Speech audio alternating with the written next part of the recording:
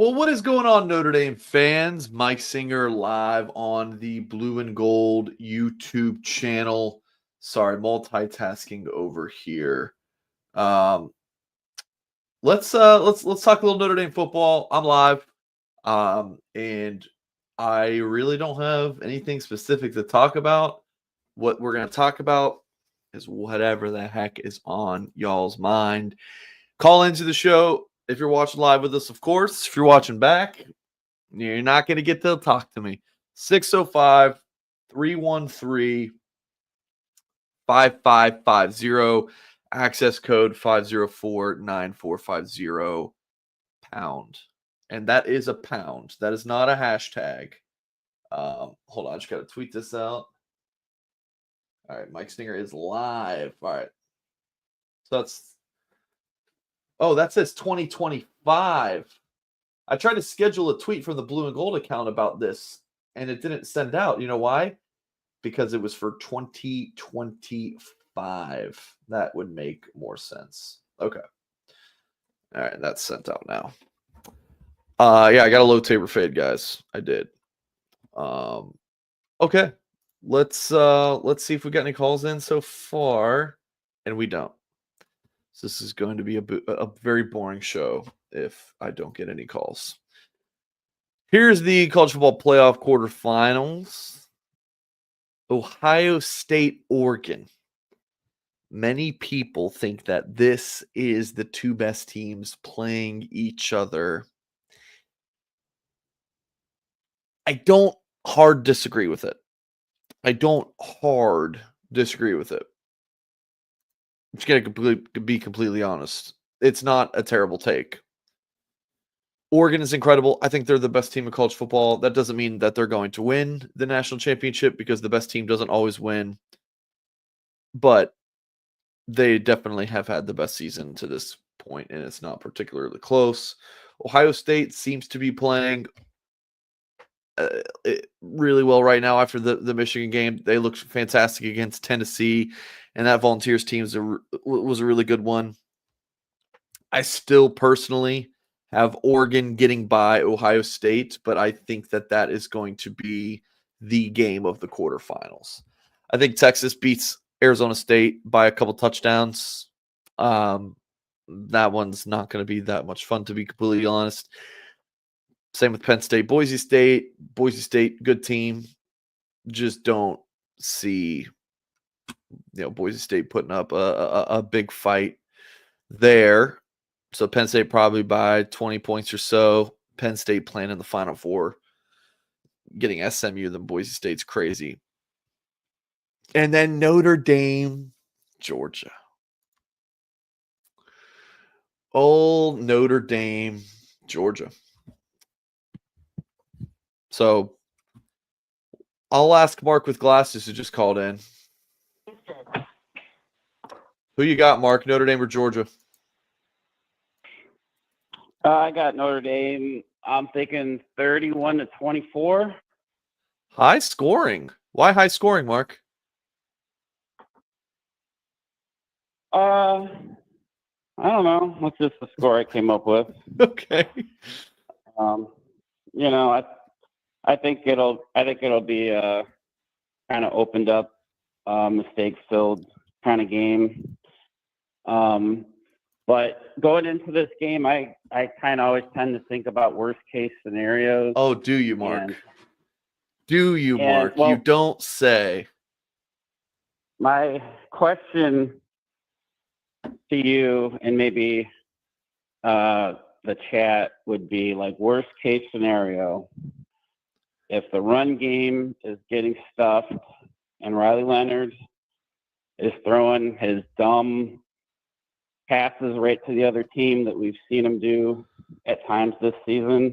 Rarely. In a elimination game, do you think Freeman has it in him to make a quarterback change? If the wheels are coming off and there's, multiple possessions where we're not moving the ball, my question is, do you think he does that? I hope that he does. Like we've seen it before, with when Tua came in to win the championship? What do you think? No, not a chance. You think he goes down with the ship? Yes, it's got to be really bad. I unless it's like he's thrown 6 picks in the first half, it would have to be really bad, Mark, for Freeman to pull the plug on Riley Leonard. Are you going to be okay with that? Because I'm not. Would I be okay with it? If we're down multiple scores and say there's 3 or 4 possessions where we can't even move the ball, you wouldn't be okay with bringing somebody in and try to spark it? I don't know. I don't think I'd be like opposed to it, but to answer your original question, I don't see Freeman doing that, and no, I think you would roll with Riley Leonard. He got you here, and you would hope that he would get you to bounce back. That would be my take. Yeah, I mean, I guess it depends on like what it looks like, but like I said, we've seen Leonard a couple games just throw Mark brutal passes. All right, let's Mark. Okay, you just picked Notre Dame to win, and now you're going to worst case doomsday scenario. Come on, let's switch it back up. Well, like I said, I don't foresee it happening. Well, then why did we just spend a few minutes talking about it? I'm just cooking something up. I'm just preparing for the worst. What are you cooking up? Some crap stew? I'm thinking we control the ball, the run game carries us, and we're fine. But I'm just seeing all these people worrying about them loading the box and kind of what that would look like. They're going to make Riley Leonard throw. And then I think of Riley Leonard having to throw, being dependent on that to move the ball. Kind of gets me worried.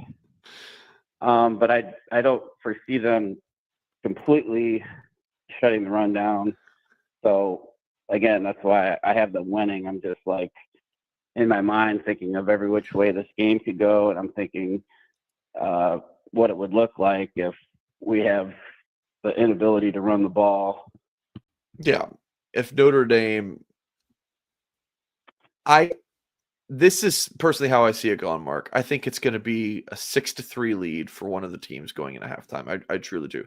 I do think Notre Dame is going to struggle to run the football. I do think Notre Dame is going to look ugly on offense, but I think Georgia is also going to look ugly on offense. I think that Al Golden is going to have a field day with Gunnar Stockton, and it's his first start, right? College football playoff quarterfinals.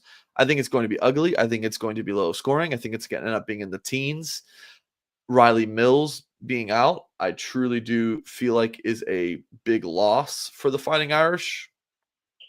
And I don't know, man. I don't know. I don't know. I don't feel that strongly about either way. I think it's a coin flip. I really do. There's so much layers to this. Like, it's not as good of a Georgia team as we've seen in the past, but when they turn it on, they're as good as those teams, but also they can look like, not very good. Like they've looked like crap some games this year. Kentucky, Ole Miss, Georgia Tech, like playing teams that they should be beating and comfortably in the case of a couple of those teams, and then they should be beating Ole Miss, and getting just beat up on against the Rebels. So you would think that Georgia will show up and not crap the bed, but who knows, man? Who knows? Yeah, I'm fully confident that Al Golden's going to cook something up. Curious to see what the Georgia defense, Notre Dame offense looks like, but I'm confident. Our running backs are too good. Riley Leonard throwing the ball has me a little bit worried, and I was just throwing that out there in a winner take all type of game. I just hope that if things go really bad, that they, I don't know, just don't keep doing the same thing and just predictable as our offense has been at times, I can see it. If things aren't working out good, that it gets really bad.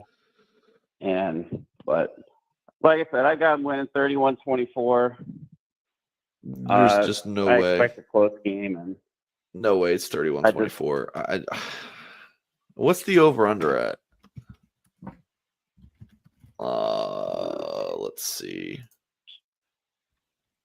44. Yeah. I think it's going to be in the 30s, the total. right. I think something like 19-16. I think what you're going to see is a game very similar to Texas A&M Notre Dame.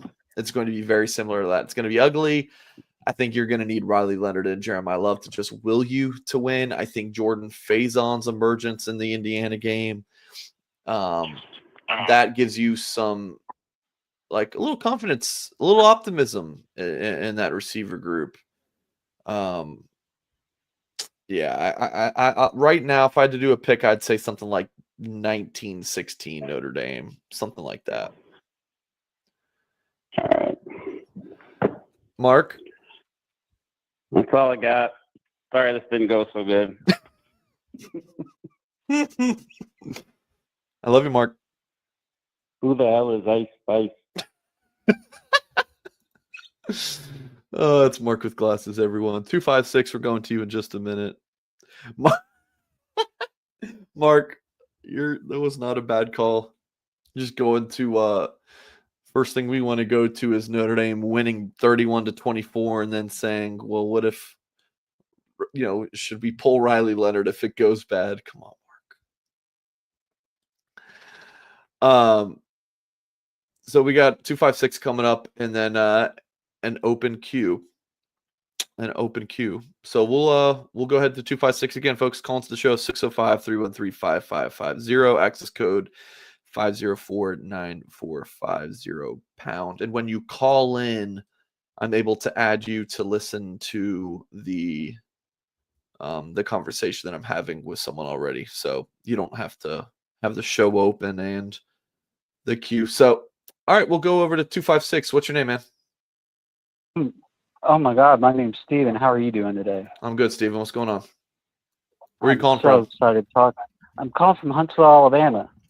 Okay. All right. Huntsville, what's up? I've been a fan of yours for many years. I've been watching you, Tim Hyde and Goolsby, and I'm so excited to be speaking to you, man. I've been watching Notre Dame since I was 9 years old, and I've never been so excited about a team as I am this year. When I saw Riley Leonard play us last year when he was on Duke, and I saw how amazing he was, I wanted him on Notre Dame so bad. And I was so excited we picked him up this year. And I thought he's done amazing from struggling at the beginning. I am so pumped about this team this year. I really feel like we could go all the way this year. I've seen Georgia play. I've seen how they've been sloppy at times. I think that they can make mistakes. And I'm praying that we can pull this game off and keep moving forward. And I hope others do too.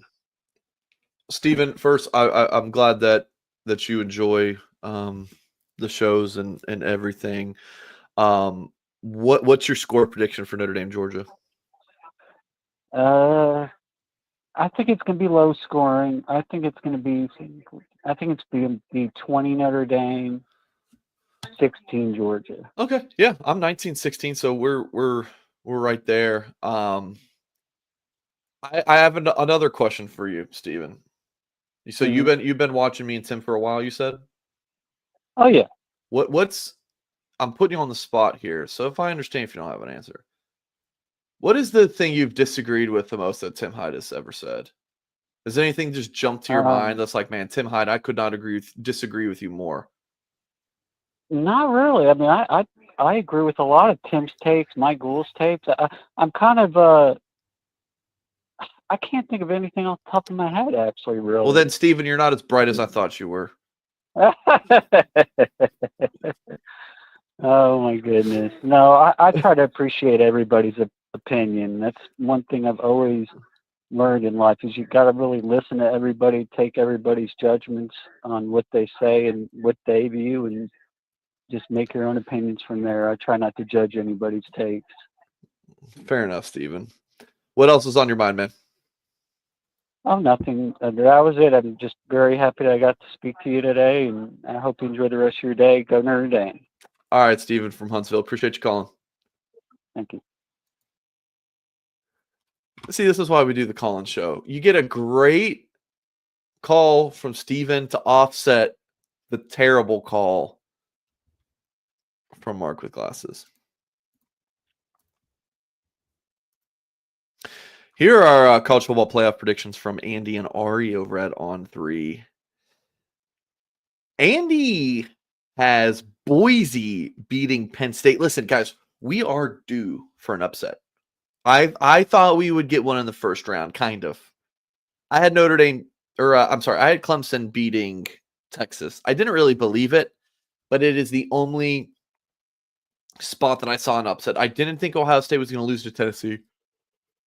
Excuse me, chat. Sorry.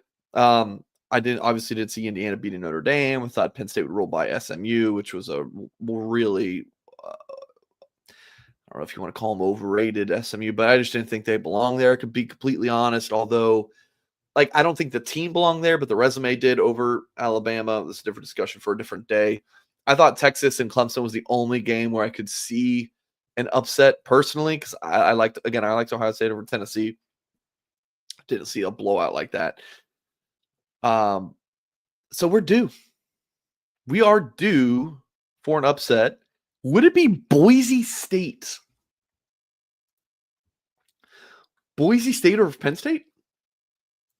It's very spicy. They both got Texas. Ari's got Penn State over Boise. They both got Texas over ASU. Andy is going with Georgia to beat Notre Dame. And Ari Wasserman, who's been very pro Notre Dame throughout the season, I've felt like does like the Irish to knock off the Bulldogs. And then they're split on Oregon, Ohio State. Yeah, Boise only lost. That was their only loss, right? But, I mean, you got to remember that first game of the season by Oregon was squeaking by Idaho. It was like 24-14. At that point, I was like, bro, I'm out on Oregon. But here we are. Here we are. They are. Holy crap. I'm exhausted. I had my coffee, had a good night of sleep last night. All right. Maybe noon on a Friday is not the best time to do a college show. Viewership's good. Viewership's good. No calls. 605-313-5550. Access code 5049450 #. I do have a very minor announcement. Very, very minor. And this is really for a select few. Just the first caller took a lot out of you. Hey, Steven, it was the pleasure is all mine, man. No yawning. Oh, come on, Sean. No, the previous calls were great. We love Mark. Mark, you can call back anytime, brother. You as well, Steven. Very, very minor. The alter ego of Sweaty Mike TV. He's retiring. I'm retiring for good. From my Twitch career of Sweaty Mike. If you know, you know. If you don't know, you don't know. But I'm officially retiring from that. So Mark, J Carr, Devi, all you guys who know Dynasty, we're retiring. I didn't say retiring from gaming techs, just retiring from the streaming career. We are donezo. We are donezo. So for those who watch my video that I do with Tim Hyde the day before each game, we look at Odd Shark. We'll spoil it. Odd Shark's projection, their predicted score has Notre Dame 42, Georgia 26.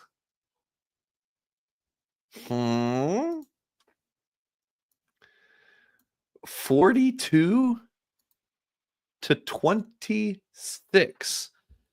Notre Dame opened, I think it was a 1.5 point favorite. That line has moved a good bit to Georgia by a couple points. And the over-under at 44. You look at Odd Sharks, their expert picks. They like Notre Dame plus 1.5 and a Jeremiah Love anytime touchdown. Yes, if you can get a Jeremiah Love anytime touchdown, you should take it. What was their score prediction for Notre Dame, Georgia? I don't remember. You'd have to watch my preview video with Tim. But they all like I don't remember what their predicted score was, but this part, the experts part, they liked Notre Dame minus 7.5, and they also liked Indiana under 20.5, which I loved as well. And if I were a betting man, I would have taken that. Because I was like, there's just no way Indiana's going to score 20 points. Just no way. There is no freaking way Indiana is scoring 20 points on Notre Dame. And that proved to be correct. Folks, give us a call. When I say us, I mean me. Just sitting here. Just a guy hoping to chat with some Notre Dame fans. 605-313-5550. Access code 504-9450. Irish fans, there is one way. Actually, let's call it two ways to describe Rhoback. It is best fit and best feel. If you're not familiar with Rhoback, they're completely changing the game with their incredibly comfortable activewear. Rhoback just released their new licensed game day collection, and I absolutely love it with novel polo designs, clean hoodie and quarter zip designs for your Notre Dame Fighting Irish, as well as other schools out there, many of them actually. It's definitely worth checking out. Nobody else on the market is pairing these level of custom designs with this quality of activewear. And their everyday shorts are the perfect pairing as well. Maybe not right now when it's a little colder out, but when it's summertime again, when springtime is in the air, you're going to want to rock the Rhoback everyday shorts. Very comfortable and have the elastic waistband and great fabric that is made to have the appearance of a nice short, but the comfort of an athletic short. And Rhoback has been proudly leading the NIL charge. Good NIL, not pay-for-play stuff, right? They've signed partnerships with past Notre Dame stars like Audric Estime, Kyle Hamilton, Michael Mayer, and the current Irish athletes Riley Leonard and Ben Morrison, among other big-time college players. Rhoback is the go-to brand for college athletes. Use the promo code BLUEGOLD20 on Rhoback.com for a very generous 20% off for all new customers. RHOBACK.com. That's 20% off all performance polos, shorts, and more with code BLUEGOLD20. And this is the one I'm rocking right here. I'm telling you, folks, like this is high quality. I love this. It's comfortable. You will see me wearing this all the time. I'm always rocking my Rhoback.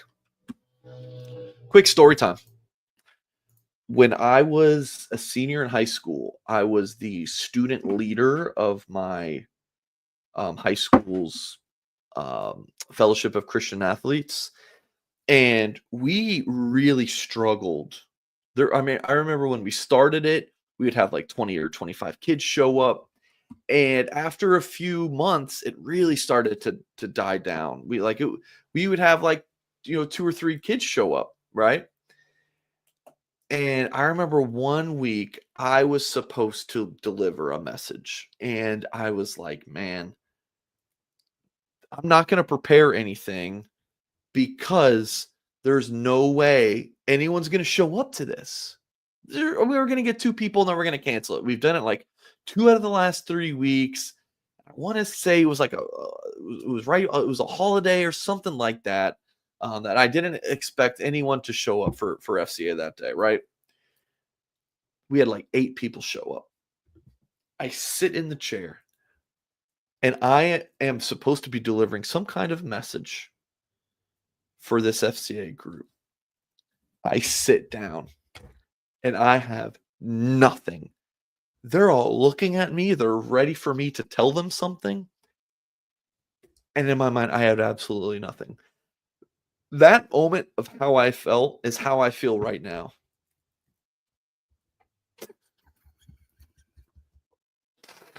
Until Mark called back. Mark, you're making the Okay, Mark's still muted. And I see some comments. I'll get to those. But Mark sees a man in distress, and Mark's calling me back. What's going on, Mark? Yeah, I gotta agree with that, or disagree with that first caller on the matchup. I do think we win the game, and maybe a little bit more low scoring type of game. I think we win matchup with Penn State and that stupid egghead James Franklin. But I was seeing in the chat, people have been calling for it for weeks. But Love and Price being on the field at the same time, we need a lot of that long overdue. Two of your best players motioning in and out of the backfield. It just makes too much sense. And then the running back rotations, it's like they do it because like a requirement. There's no rhyme or reason to it. I just feel like they need to be on the field more often, both of them. What are your thoughts on that?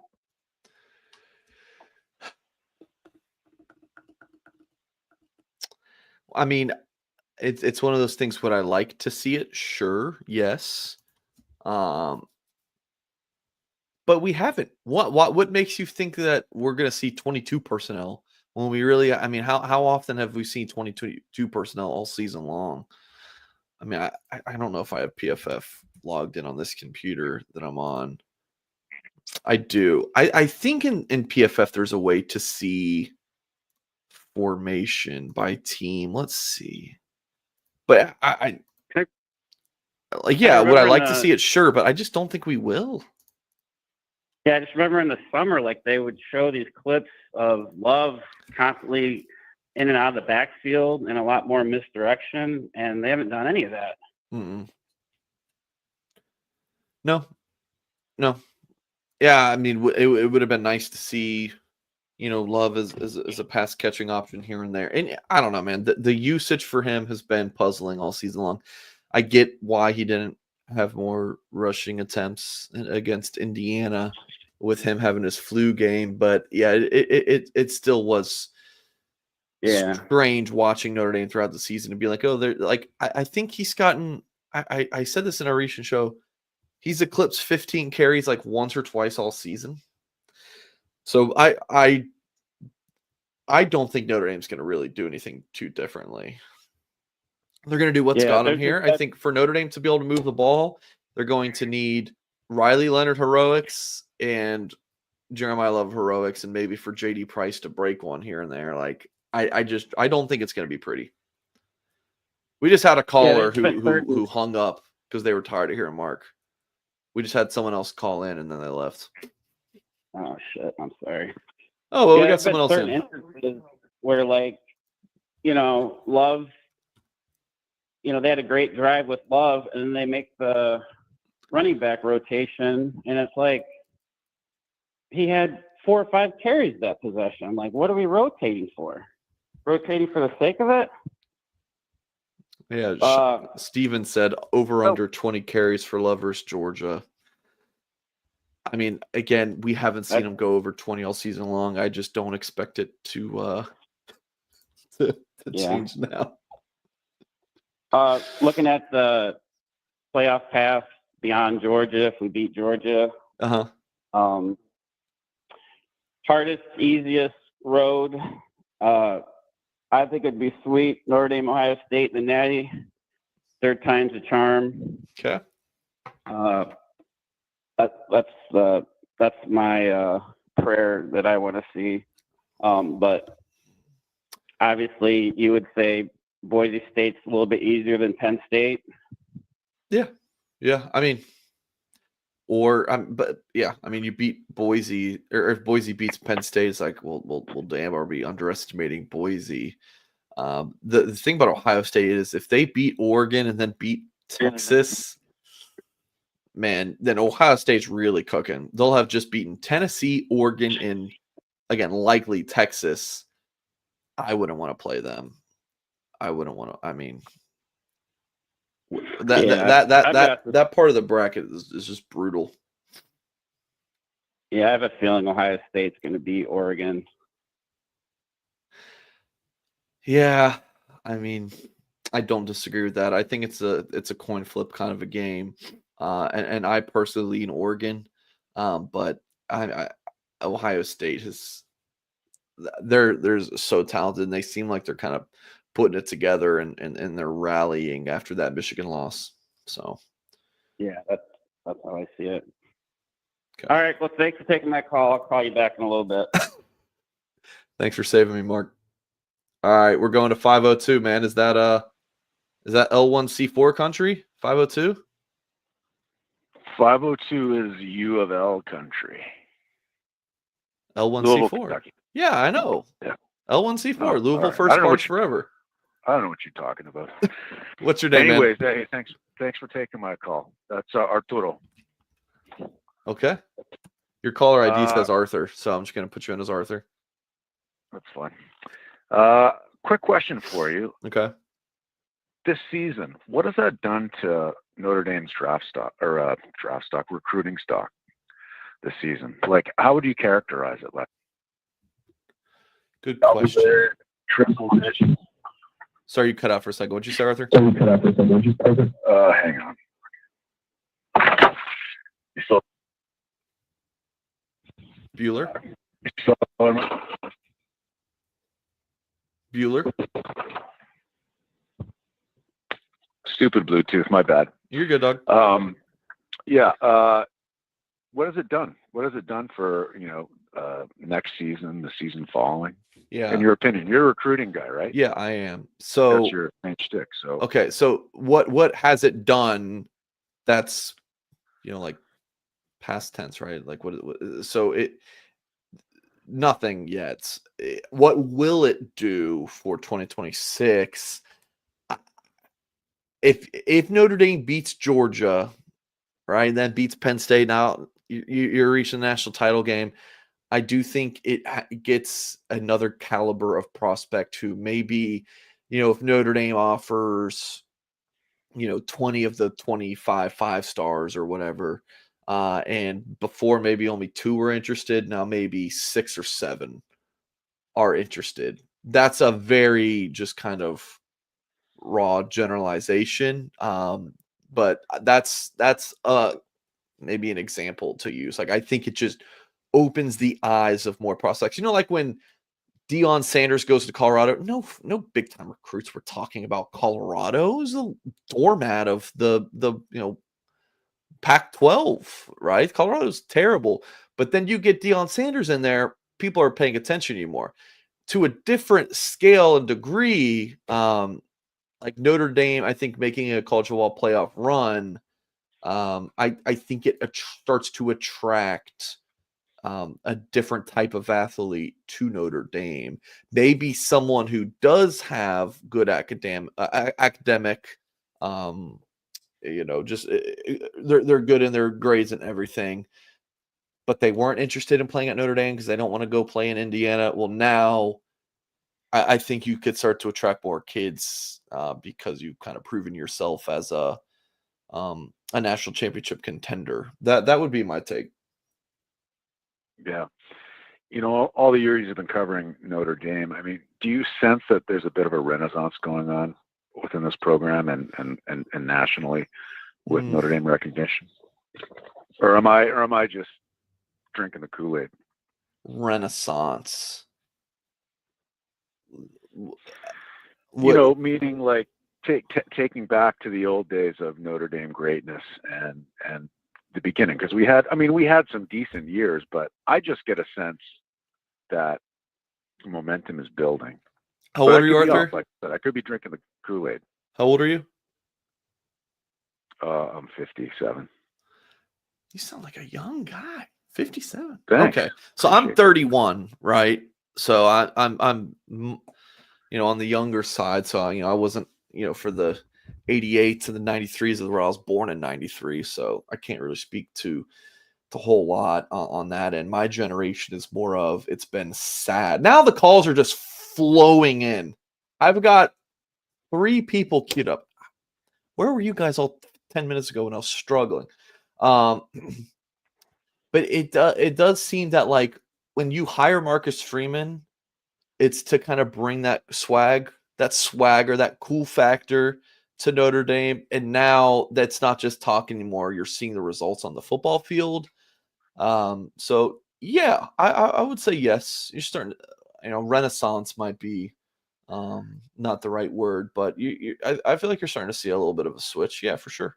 I mean, they've been winning a lot of big games under Marcus Freeman. They just have. You look at whether it's the A&M game or the Indiana game or the USC wins, like they're some really big football games that they've been winning under him. Yeah, and I think the national media, I can see a bit of a change. Yeah, they love Freeman. Tone and attitude too. They love Freeman. Everyone loves Freeman.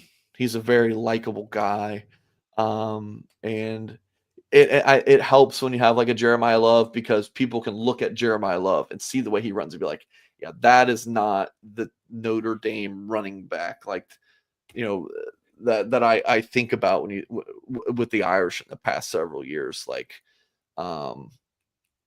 This is a different breed of a running back, like the home run threat. I'm just thinking back for the past few years, like even Kyron, absolutely love Kyron, but Kyron doesn't have J Love speed. I think it's like, oh, Notre Dame has like SEC type playmakers, like high-end SEC playmakers all over the field. Maybe not so much in the receiving core, but definitely on defense and at the running back position. Arthur, appreciate the call, brother. Take care. Happy New Year. Appreciate it, Mike. Yep, you too. Bye. The calls are just flowing now. All right, we're going 510. Where are you calling, man? What's your name? Hey, what's going on, Mike? Calling from California, Roseville. Okay. This is Connor. This is Connor, man. All right. What's going on, Connor? What's on your mind? Not much, man. Hey, I think with the recent playoffs, this is the best I've felt about my Irish in probably 20 years. And I want to get your thoughts on this. Do you feel like this is the best and most talented roster, top to bottom? And also, do you feel like Freeman and the staff are recruiting differently with NIL in terms of like maybe not going for these high-level top talent athletes where they could probably transfer next year, and then like focusing on like guys that they can develop that aren't going to transfer? Okay, so your first question about the talent roster talent, did you say going back like 20 years? Yeah. I can't speak on that. I just haven't been covering the team that long to be able to dive into it. But I would say since I started covering it, which was in 2019, like this is definitely got to be the best football team Notre Dame's had. The defense is outstanding. The O-line, it's not one of your best Notre Dame O-lines, but it's still strong. The receivers, aren't great, but the running back room is tremendous. You got some really good tight ends. Quarterback Riley Leonard. Yeah. He's electric. So yeah, this is definitely the best Notre Dame team that I've seen, and I don't know. You guys let me know. Like, when's the last Notre Dame team that was better than this one? Yeah, 12, 15.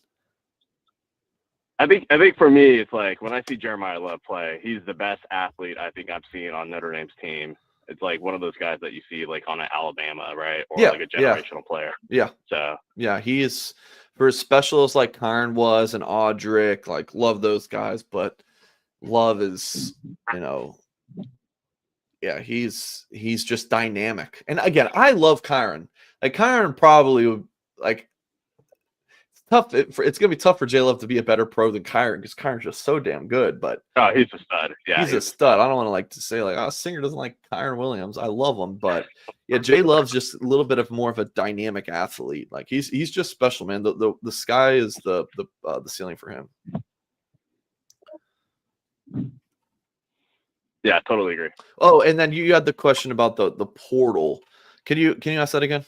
What was it? Yeah. Sorry. I feel like, Freeman, year one was trying to go after these like top tier athletes, 5-star players, but it feels like, maybe this past season or past recruiting season, they're going for more of like guys that can fit their mold in terms of like the players that they want for their defense, right? Yeah. Like where they could be multiple. And I think it's really created like where they are right now with like really good depth. Because I feel like, I don't know, I'm looking at like these like top tier programs, especially the ones that didn't make the playoffs, like just like mass exodus of like top talent, Sure. because they get frustrated if they don't play after 1 year, right? Sure. Do you feel like the staff is changing their like recruiting philosophy, knowing that like, they don't want to be like, reconstructing the roster every single year? It's a good point. So you look at the 2023 class. I'm actually going to pull this up on the screen for folks watching on YouTube. I freaking love this class with Jagasaw, J Love, Drake Bowen, Christian Gray, but like Braylon James left quick. Brandon Vernon hasn't done anything. Rico Flores left after a season. Devin Houston hasn't done anything yet. Micah Bell left really quickly. Armel Mukum, we haven't seen him really. Preston Zinter. So I do think that they swung for the fences on some guys in the 23 class and landed some of them that maybe weren't your natural Notre Dame fit. Whereas now I think that if the staff has been here for the staff has been here for a few years, I think they are going to answer your, like, yeah, I agree with you. I think they are going for more Notre Dame fits rather than swing for the fences on someone who might not fit Notre Dame. That I don't know if people are going to disagree with me on that, but I do agree with you that I've seen that trend as well. Yeah. Cool. Awesome. Thanks, man. All right, Connor from California. Take it easy, brother. All right. Take care. All right. See ya. Good call. All right. Before we go next we're going to go to 765 area code. Ant said, how does OddsSharp work? Their projections are just some kind of computer model. I don't know. But it's just like AI, whatever pick. Paul says, Mike, when are you doing another Goolsby show? I have to pay you a $20 super chat for being right about Indiana. I don't know what we were right about, but you don't need to do a $20 super chat, please. We're you're just watching is enough, Paul. Appreciate it. Mike, are you thinking Notre Dame gets beat bad by Georgia? I am not. I right now, if I had to do a score prediction, it'd be Notre Dame 19. Georgia 16. Patriot Drew, $5 super chat. Appreciate you. He says, we know you are an Angeli guy, but let's be real. He's not starting at 25. Who you got, Carr or Minch?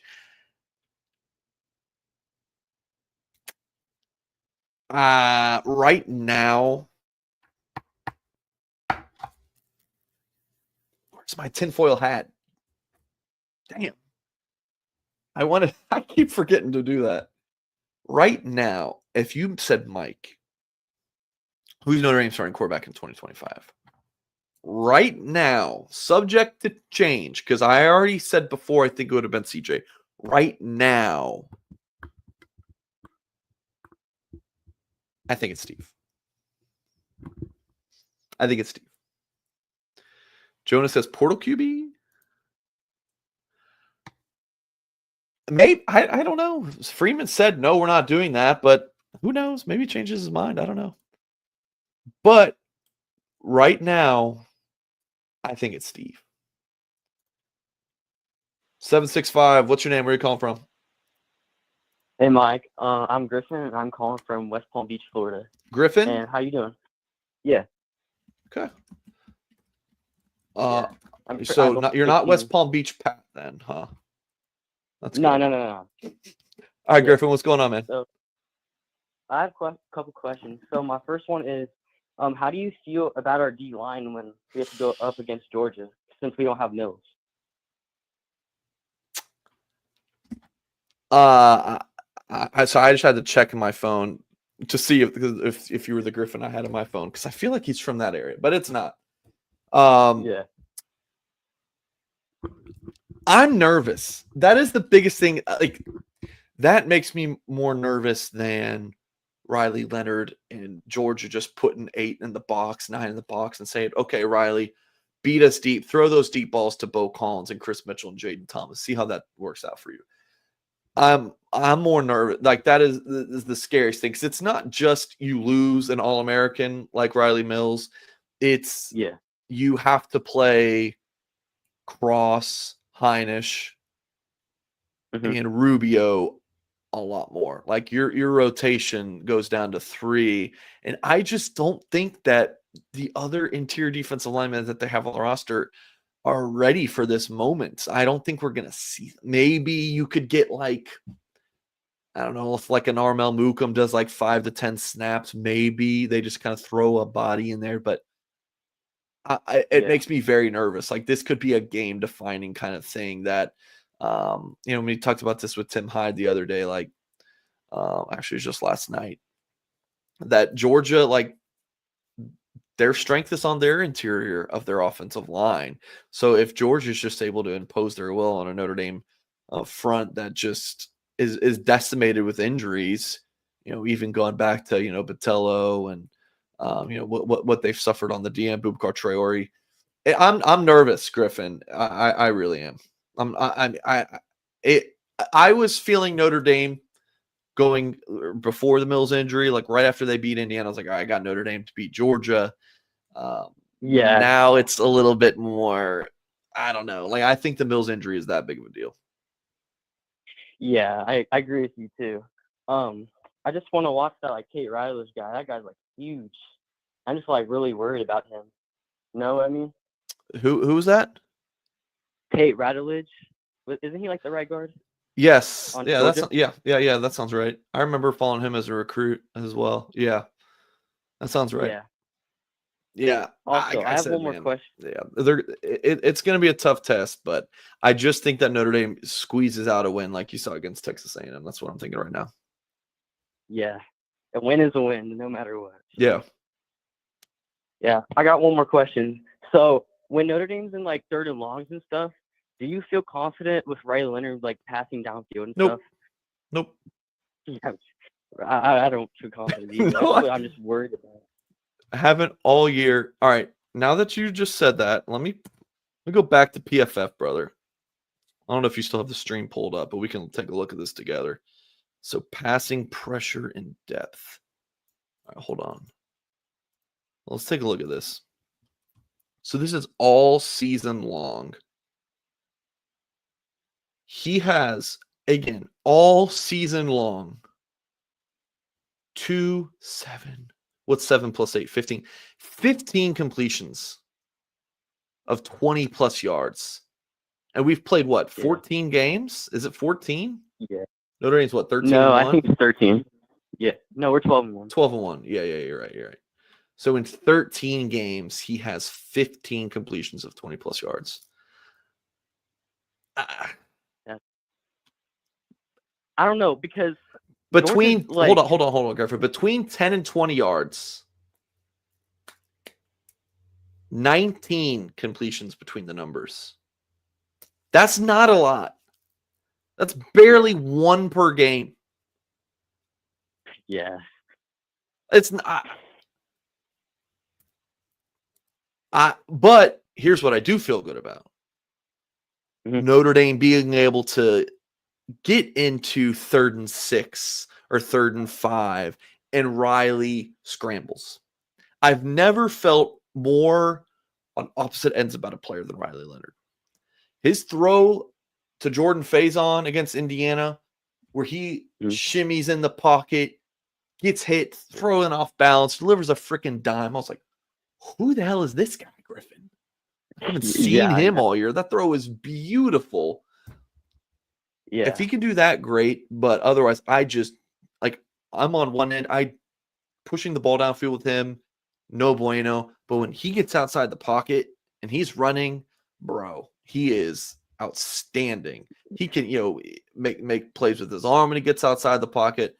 But if it's just sit back, like drop back, sit in the pocket, I'm going to have to dice you up. between like some of his deficiencies just as a passer pushing the ball downfield, and then he's got to fit it into a tighter window because Notre Dame's receivers just don't separate, and it's going to be even more difficult for them to do that against Georgia. Yeah, I'm nervous. I'm nervous for sure. Yeah. Well, it was nice talking to you. How old are you, Griffin, So- if you don't mind me asking? I'm 15. So what made you become a Notre Dame fan? Well, my dad's been a fan for, I don't even know how long, about like 20, 30 years. And, I mean, he's just brought me to the game. It's like, I really love Notre Dame, so it's not like watching them. Like, You been up to a few? no, I mean, I went to a spring game once, but I haven't been able to go in a while, so. All right. You can show your dad this clip. Griffin's dad, take your son up to a Notre Dame game. I know it's a hike. It's a hike to get up to South Bend. It's not the easiest trip, but your son needs to go to another Notre Dame game. Yeah, you know the game where they open up to Miami, right? Next year? Yeah, you'll be there? Yeah, I might be there. All right. I'll see you there, Griffin.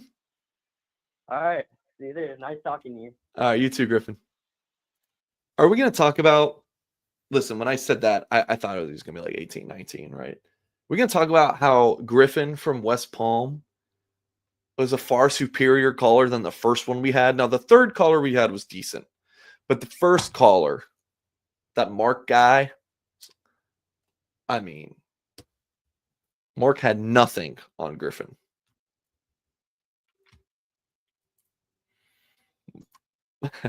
My man was born before Black Ops 1 came out. That might be one of my favorite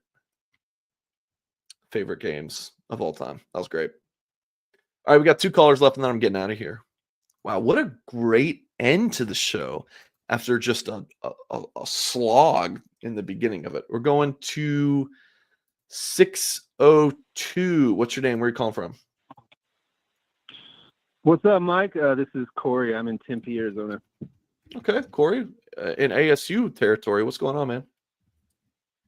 That's right, ASU alum. Oh, how was that? How was that in college? Is it everything that it's like built up to be? Well, I went to the West Campus, so I wasn't at the main campus. So yeah, I can't say it was as exciting as what you hear about probably Gotcha. in the media and stuff. Gotcha. All right, what's on your mind, Corey? Yeah, after NIU, I wouldn't have bet Notre Dame and ASU would have both made the playoffs. That's for damn sure. So Right. pretty exciting seeing both my teams in there. But if it in a perfect world, if they ever did meet in the championship, then I would definitely be pulling for Notre Dame. But yeah, the fighting Scadaboos, I don't think are going to make it quite that far. But Do you like Sam Levitt, the quarterback? yeah, as a freshman, it's like, whoa, this kid, geez, man, something else. Yeah. He's gonna have a heck of a career. So pretty exciting. Yeah. And I was hoping the Fiesta Bowl. I was hoping one of the games would be Fiesta Bowl. That way I could go see Notre Dame. But it looks like Sugar Bowl, and then the next one would be Orange Bowl. Yes. So Is that Orange right? Bowl and Orange then in Atlanta. So if Notre Dame gets past Yeah. Georgia, I'm going down to the Orange Bowl for sure. And then as hell I'll be there for the Natty. So 100%. Yeah, that would have been sweet if they were in the Fiesta Bowl this year. Did you go to the Fiesta Bowl versus But- OSU? Oh, Oklahoma State, I should say. Yeah. Yeah, it sucks because the 3 times I've watched Notre Dame play here in Arizona, it was the Insight Bowl against Oregon State in like 2004. They lost that. That was with your boy. Goolsby was on that team. That was with the interim coach. That was a bad loss to Oregon State. And then, yeah, I saw the 2 Fiesta Bowls, the last Fiesta Bowls they were in, and they lost both of those. So it sucks. We've only. Well, there was Ohio State and what, 05, 06, 05? We went to. No, I take that back. Oh, sorry, it was Ohio State here in 2015, and then we went to the Vegas right, game. yeah. That was cool. Against Right, BYU because my in-law, I got BYU in-laws, so we went to Vegas for that. So Notre So Dame, I guess I have to win. Notre Dame, Georgia. Who you got, brother? Oh, I got to go with the Irish, man. Yeah. Well, my thing was that I just feel like Riley's not getting his due, man. Like Well, everyone's do you agree with my talking about comments about him? What did you think about that? I don't know. I watch like all your shows, so you No, have a I lot mean of just like the comments. I last can't caller. remember. No, just the last caller. I talked about it. Oh, I kind of missed it. My kids were bugging me about something. while I You're was good. waiting You're on the good. phone All there. right. So what are your thoughts on Riley then? Oh, I was just gonna say, I just feel like, well, I mean, we see how awesome he is off the field, like the most like humble, amazing kid. He's by far my favorite player. But no, just his passing game has come so far, and it's like I know he's not like tossing around for 300 yards, but he does what he's supposed to do. I mean, he's hitting his passes so consistently, and it's like you always want more, but it's like compared to what he was earlier in the year, it's just like, damn, man, this kid is.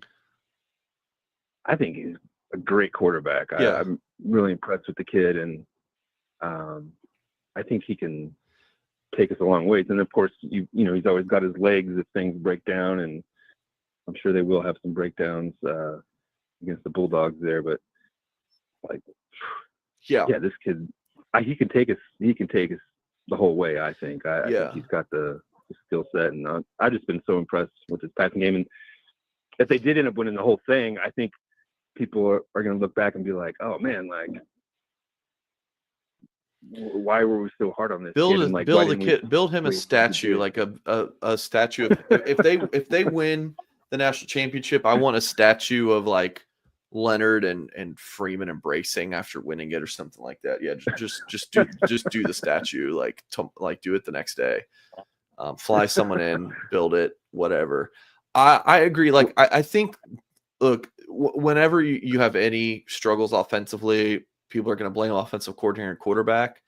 I think that Denbrock doesn't get enough credit for the job that he's done to put Leonard in situations where it's a lot of easy reads. And yeah, I mean, Notre Dame is pretty good in the short passing game. Like when you have an offense where it's each week it's a different receiver leading the team, and it's like, oh, you have it's like a rap sheet of receiving in terms of like guys who caught the ball. Like that's schemed. Like so much of that is schemed. It's not like, I'm throwing it to the hot hand. Like this guy just keeps getting open for me downfield. I'm just reading the defense. It's like, I don't think that's as much with Riley Leonard. I think it's a lot of schemed open things in the intermediate passing game, short to intermediate passing game. So I think Denbrock deserves some credit there.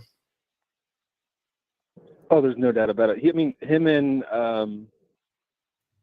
with the ASU kid that he coached at LSU, Daniels. Jaden, yeah. Their first year together, they got off to a rough start, and then midway, early through the season, they started clicking, and then the second half of that first year, they were on a tear, and then of course his next year he won the Heisman, but he did the same thing here with Leonard. I mean, Leonard was like, I was like, oh my gosh, this is not going to pan out. This kid's going to fall apart.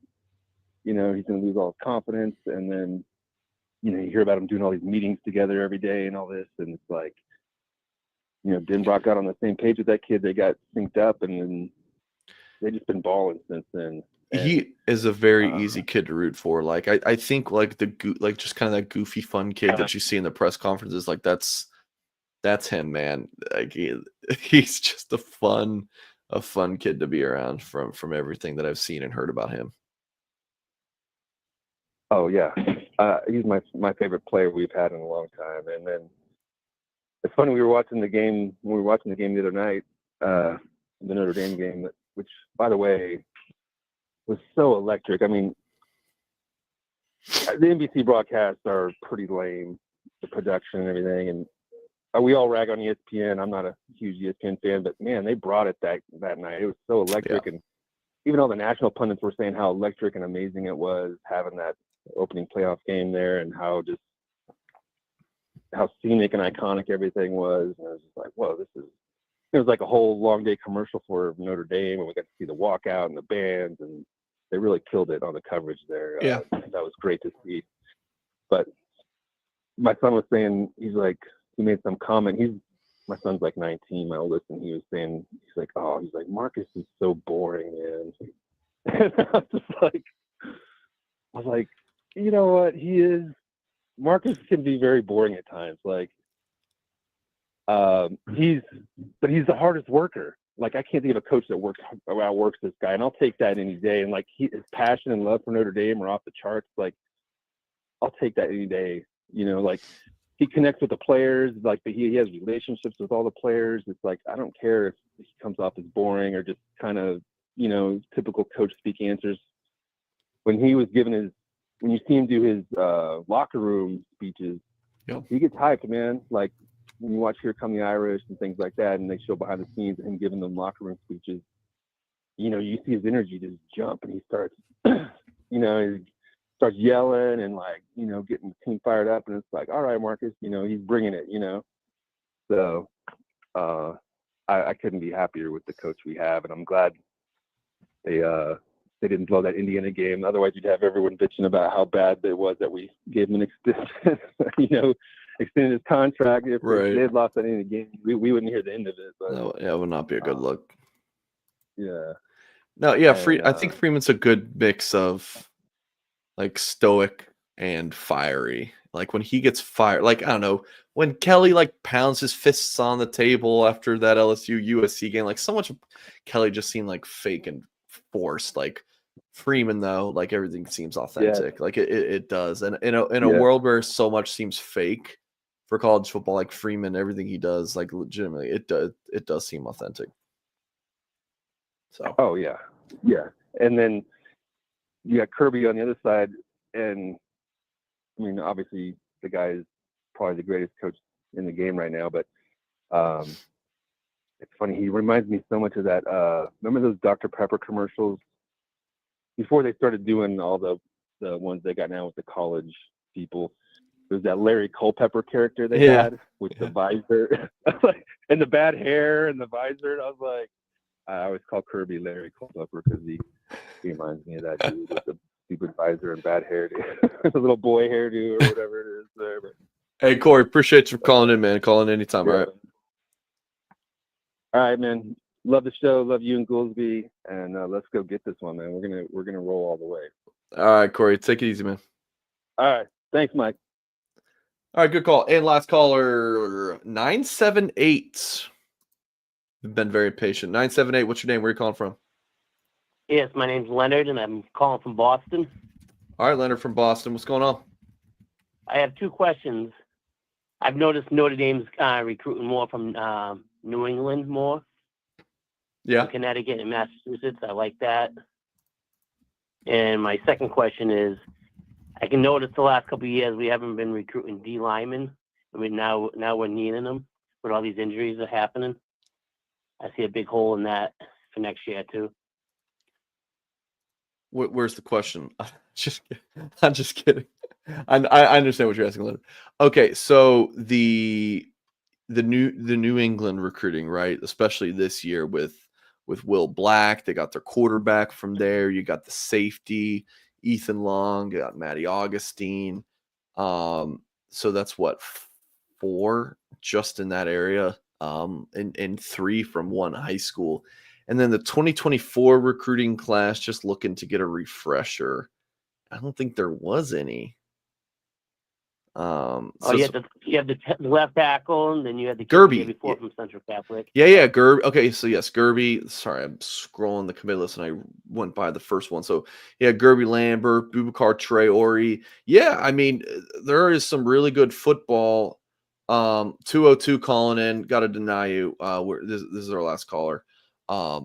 So yeah, I mean, look, there's a lot of good football up there. Now, it might not. It's more concentrated to just a few schools and maybe not, dozens of them like in bigger, more populated areas. But yeah, I mean, like your Brunswick schools, your Catholic Memorials, yeah, there's some big time schools up in the Northeast. Like I love New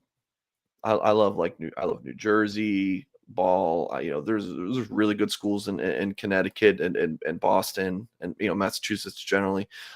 Yeah, some good football up in the Northeast. And then the interior of the defensive line. I think that Notre Dame's had some misses in some evaluations in recent classes, and they're gonna go big in the 2026 class.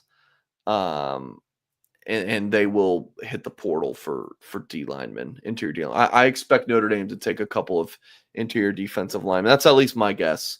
A couple of interior defensive linemen for immediate impact in 2025. Okay. Thank you for taking my questions. Leonard, you're the man. Appreciate you calling anytime. That was amazing. That was amazing. I love him. I want to go get coffee with that guy and just talk about the Pats and the Red Sox. That guy was awesome. Next Goolsby show Sunday night.